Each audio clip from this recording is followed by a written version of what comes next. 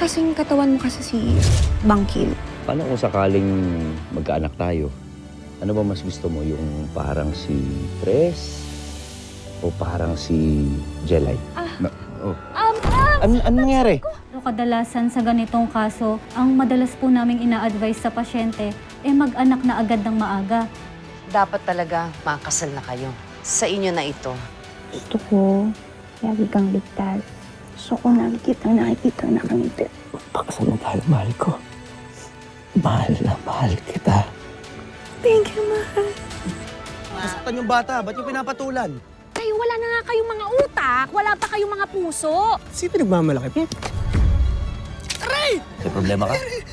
Siya yung pinagmamalaki ko. Ma'am Elsie, isa ka sa mabibigyan ng award bilang Bayaning Guro this year. Nice to meet you din po. Paano? Pauwi ka na ba? Sorry, pero may susundo kasi sa akin. Tsaka sasakay? Sir, pasensya na ho kayo ha. Kailangan na ho kasi namin umalis. Tapang ka. Malma ka. Kalma.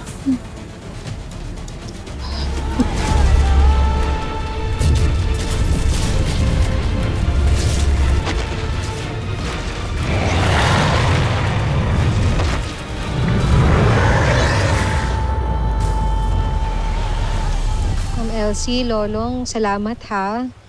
Kala ko anong nangyari. Alam niyo naman, sobra-sobra na yung trauma ko dahil sa mga nangyayari sa mga atubang. Tingnan mo, Memot. Pinag-alala mo yung mama mo. Basta Memot, kapag ginulo ko ulit ng 4 tagapalo, magsumbong ka agad ha. Takot yung kay Teacher Elsie mo eh.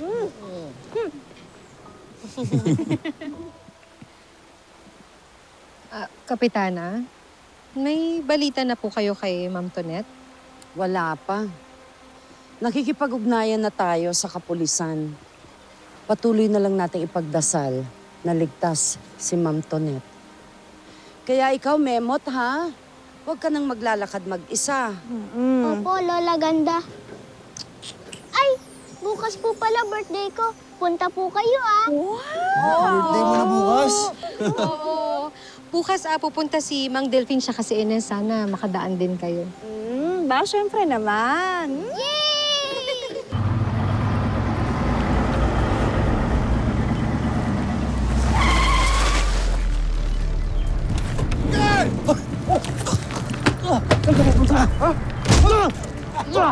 Ano kailangan nyo?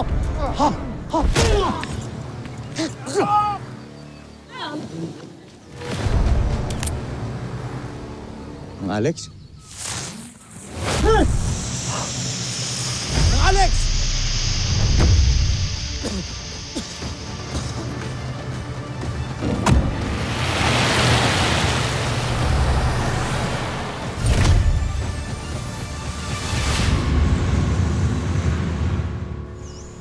So, anong pakay nila?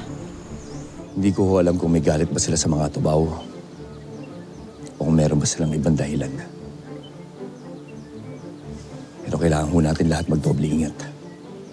Hindi pa rin talaga nauubos ang mga masasama sa mundo. Wengay, palagay ko naman makabubuting kausapin mo muna mga kasama mo rito. Minumungkahi ko na pag-isipan nila na lumipat muna sa Isla Pangil. Pero Huwag ng pero. Dahil para sa kaligtasan nyo naman ito. Sa kaligtasan ng lahat. naiintindihan ko ho. Pero, matatakot na lang ba tayo kasi may nananakot sa atin? Magtatago na lang ba ulit tayo? Mang Delphine, Ines, gusto kong bigyan ng normal na buhay si Memot. Ayokong maranasan niya yung mga naranasan natin. Kung kailangan kong ipaglaban ng pangarap ko para sa anak ko, gagawin ko.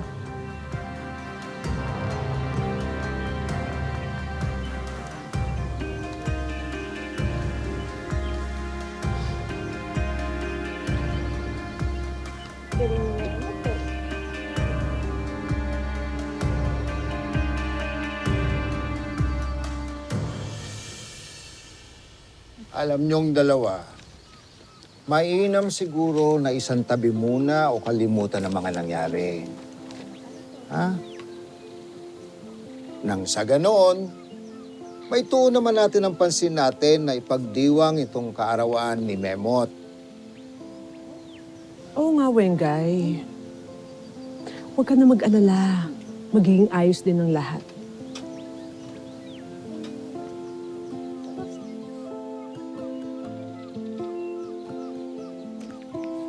Sige pa nga.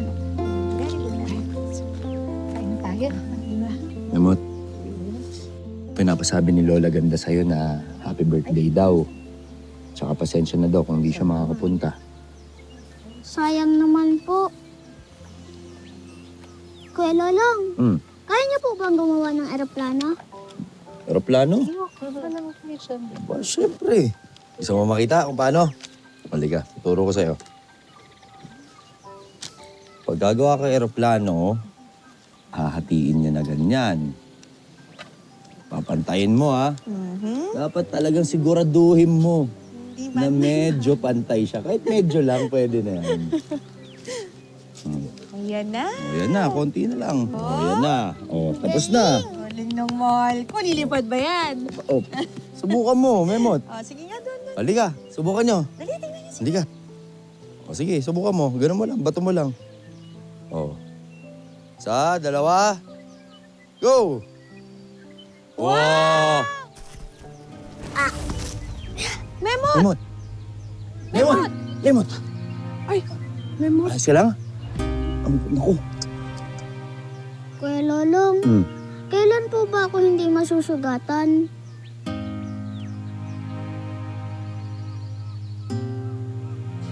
Hindi ka na masusugatan pagka dumating ka sa edad na 21.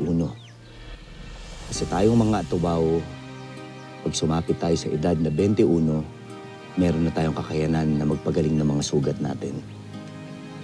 Pero Memot, lagi mong tatandaan na kahit na dumating ka sa araw na yon, lagi ka pa rin mag-iingat, ha? Huli ka na. Kuya, sa susunod po gawa mo kaming eroplano po. Oo naman po. Gaano ba kalaki gusto mo? Ganto po. Sige. Kuya, maraming salamat po.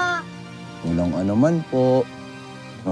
Halika na. Kain tayo ulit doon. Halika. Halika na. Kailangan pa natin inisisugat mo. Hindi ka nasaktan?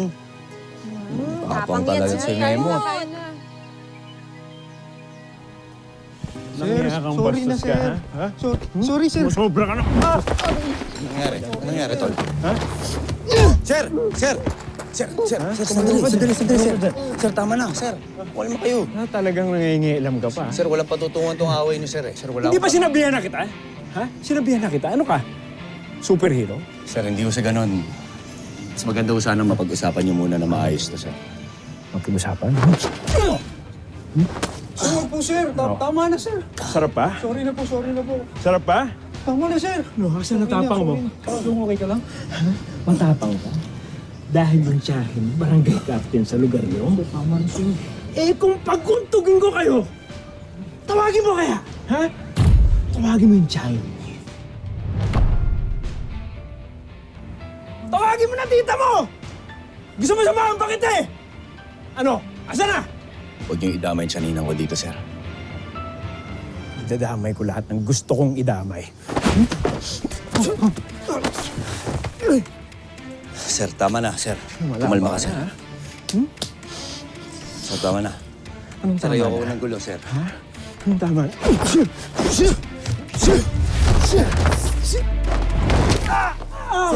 Sir, tama na. Tumigil na kayo, sir. Tama na, sir. Sir. Sir, tama na, sir. Sir, tama na. Tama na, sir. Sobra ka na, ha?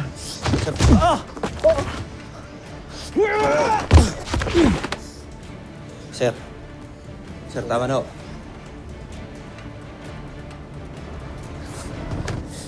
Po, sektor, tama na. Sir, tama na po, please. Tanggal na kayo sa trabaho. Sir. Sesante na kayo. Umalis na kayo dito. Sir, Alis! kailangan ko itong trabaho to, sir. Talaga kami babalik dyan. Ganun, ha? Umalis na kayo dito, ha? Umalis na kayo! Alis! Sir, baka pwede pa natin pag-usapan Hindi, ng ito, umalis sir. na kayo. Sir, pasensya na ako Umalis talaga. na, umalis na kayo. Ano na yan?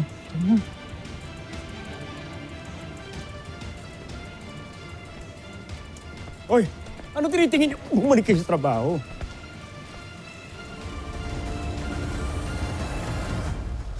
Sino ba kayo?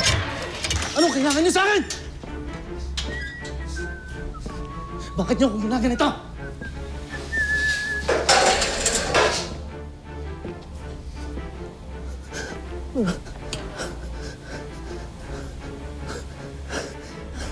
Mabilis bang gumaling ang sugat mo? Ano? Wala naman. Kaisip ko lang. Iba-iba rin pala yung bes at haba ng pagaling ng mga sugat ng mga tabawin, ha? Bakit kaya? Ha? Sino ka ba? Bakit ba ako ginaganito? Tinatanong kita, bakit nga? Ano tingin mo? Ha? Sagot! Ayaw mo sumagot.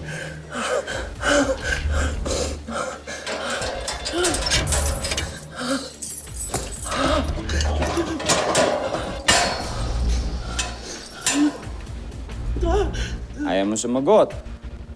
Ha?